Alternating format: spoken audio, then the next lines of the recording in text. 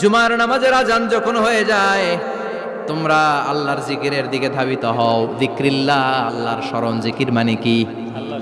কিন্তু এই জিকির দ্বারা এই আয়াতে উদ্দেশ্য হচ্ছে আল খুতবাতাইন, জুমার দুই খুতবা।